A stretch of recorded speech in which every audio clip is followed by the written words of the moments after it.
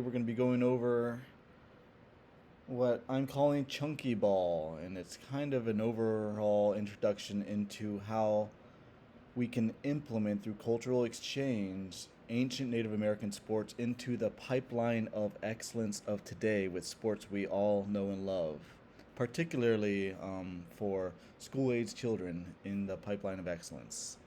So let's take a look at TCHunkee Ball. Now, there's three big cultural sports in North America that we're going to talk about today, but there's half a dozen martial arts, there's countless other sports, there's winter sports, there's spring sports, there's sports that they would play between tribes instead of war. It's really a broad history of sports of this, and I just love that picture on the right side of North America. It's a nation without borders. People have lived in the North American continent for tens of thousands of years, and they've never always gotten along. They still don't today, or we still don't today. But it's how we can learn from the past and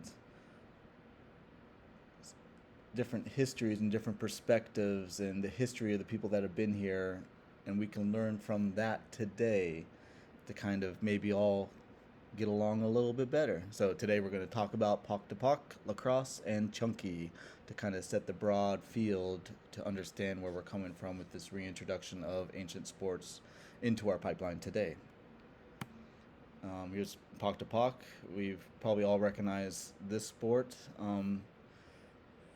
especially down here in the southwest of the United States, but this is a sport that was played by what we call the Aztecs of today Mexico, and it's a wild sport, and I could only imagine one of the most difficult sports ever played by people, and it's pretty wild. It's like soccer without the feet and hands. So you're supposed to bounce this ball around and put it through a little hoop on the wall, and the ball can be up to 9 pounds. It's like 4 kilograms. It's like a medicine ball. You're bouncing around off your hips and back and legs and shins and all parts of your body, and usually it has at its most serious, it does have a cosmological and spiritual significance, so much so that there were reported human sacrifices post game.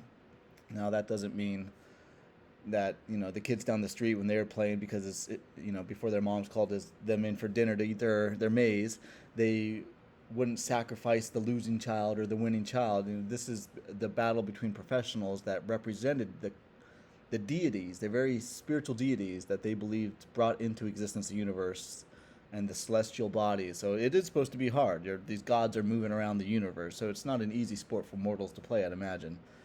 And I guess just to address that elephant in the room, there was human sacrifice in these tribes, in these sports that we went. There's even cannibalism by some of the tribes we're going to talk about today.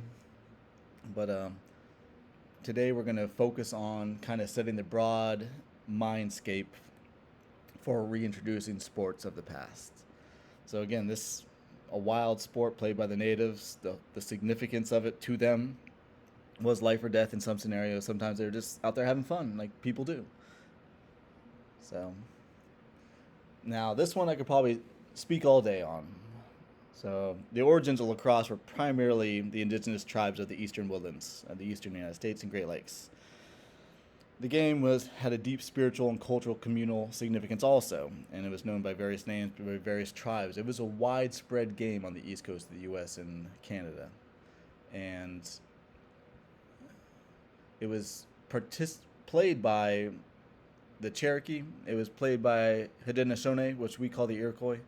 The Iroquois I could talk forever on because I grew up playing lacrosse, high school and college. I wasn't very good, but I was there freezing in the freezing mud and rain of Pennsylvania, the Mid-Atlantic, and the Northeast.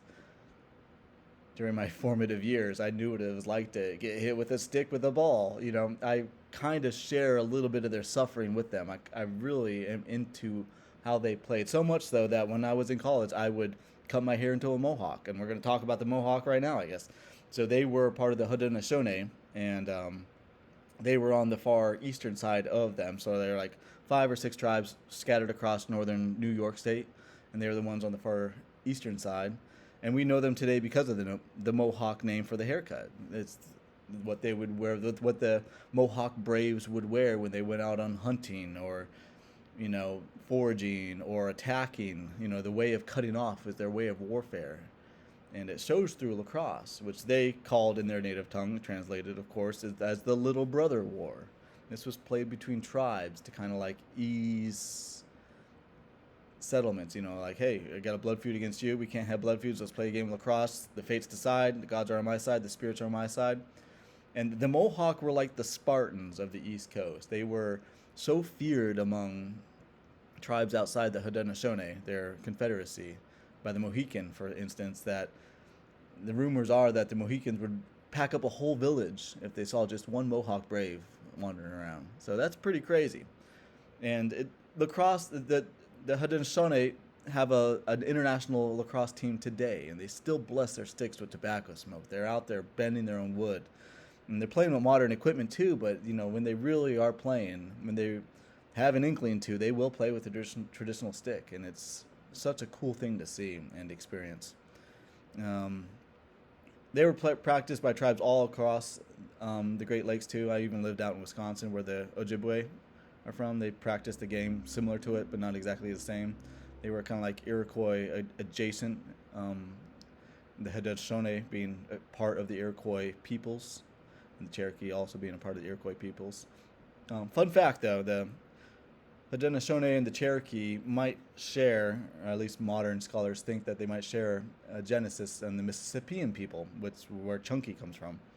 And they think that because they practice more agricultural than their Algonquin neighbors. So, an interesting little thing there.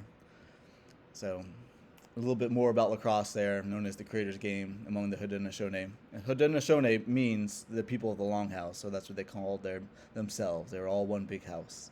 Those 5 tribes across upper New York. They would play it to heal the sick, to honor the creators, to spirits. They would bless it with tobacco smoke before going out there in the field. It was played over tens of kilometers between villages. Every so often people would die in the conflict of sport. And at the end of the day, it was a training ground for warriors. And we're going to get into that more with Chunky next. And could you just imagine the Mohawks? This is where the Little Brother War. This is where the little brother fights his battles before he grows up to be a Mohawk brave to go over and fight the Dutch or fight the Mohican, whatever. It's kind of cool to get into that mind space of it. To talk about Chunky now. So it's called the circle game. It was practiced among the Mississippian peoples originally, but their cultural descendants today practice it. It's pretty wild. You're given like a little hockey puck disc made of stone, made out of different things. It could be ornate, shiny. It could be all sorts of cool things like granite or flint. They'd carve it. They'd whittle it down. Sometimes they'll have a little hole like that, which is cool. Kind of looks like a wampum bee, but it's not. It's about the size of a hockey puck. And let's get into it. This is probably one of the coolest sports, and the pipeline of excellence in this sport blows my mind even to this day when I'm thinking about it. So this is how you would play. You'd line up along a long field, in a central mound plaza of the Mississippian people. They were mound builders. They built huge mounds, and unfortunately most of them were lost to time and lost to scavenging and colonialization. So that's a huge thing that's lost. But the few things they do find in the mounds are people decorated with chunky discs and shit, all sorts of stuff. But anyways, they would roll the disc across the field, and then people would be along the sidelines, and they would have to throw a spear under a certain amount of time where they thought the chunky disc would come to a rest. So it's kind of predictive. You have a little bit of intelligent strategy there with projectiles, the living force of physics flowing through this ball and where your spear interacts. And at the end of the day, this was a game to train hunters. It was thought of as that.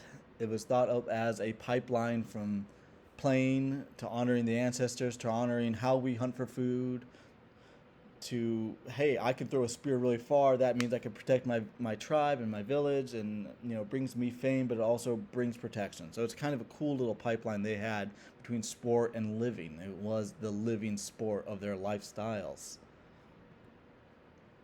So there's a couple different adaptations of Chunky out there today.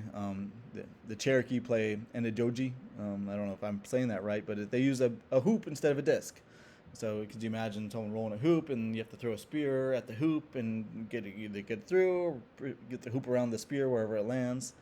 And that's pretty cool. That was a little bit of an inspiration for what I was going with this when it comes to the pipeline of excellence for soccer, football. So let's get on to it. So this is what we'll call chunky ball. This is a drill, and I think it would work really well with school-age children, specifically maybe fourth, fifth grade and up. But I think it could be adapted downward also.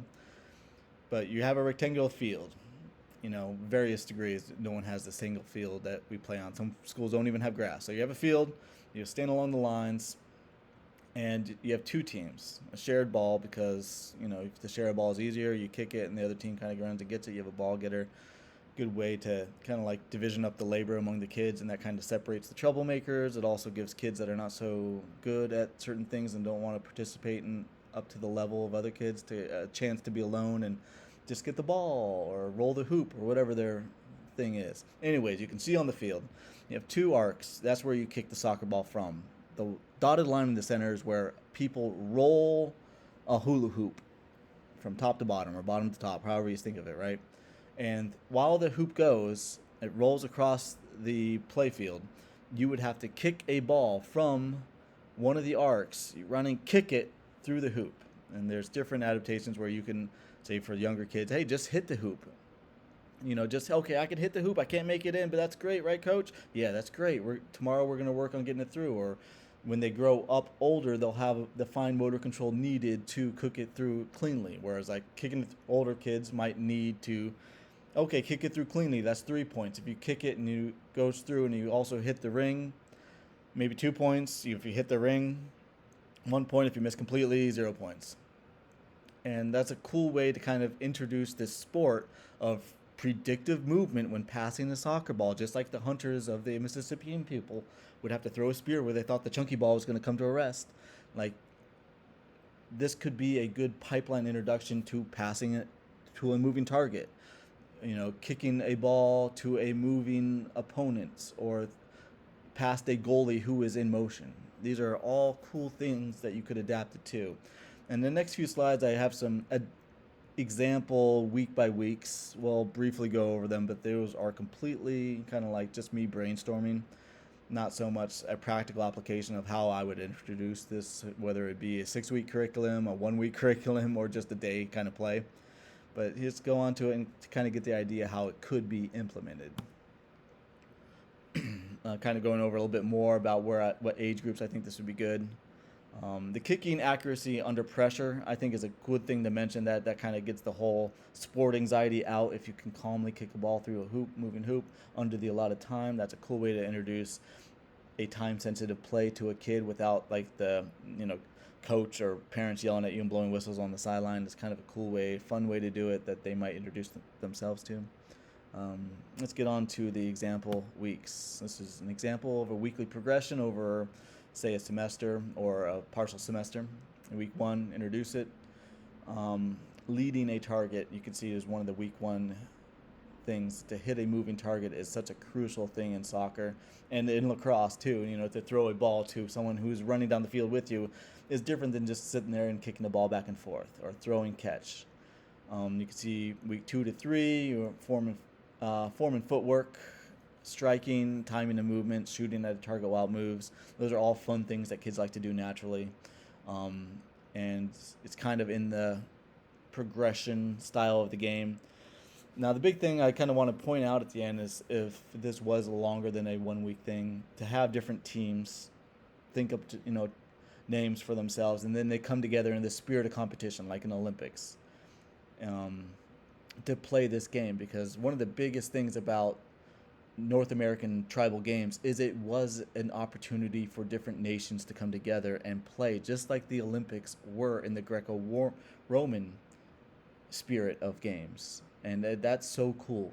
We can shake hands across the field and learn a totally new sport, a totally new lifestyle, a totally new culture, but still relate it to a culture that I'm used to, the Olympics. Everyone knows the Olympics. We can introduce the idea of tribal living and cooperation and people coming together from different areas and having fun in this spirit of play. And I think that's super important. And you can see week 6 is that kind of like you have a shooting and play game. The kids come together, maybe they have a chant they yell, which is fun, and sports teams do it today. It's fun to do. Kids like to yell funny stuff. Give them a chance to do that. And that's a cool way to come together, kind of like recap what you've learned, what you've taken away from introducing an ancient tribal sport into the new pipeline of excellence.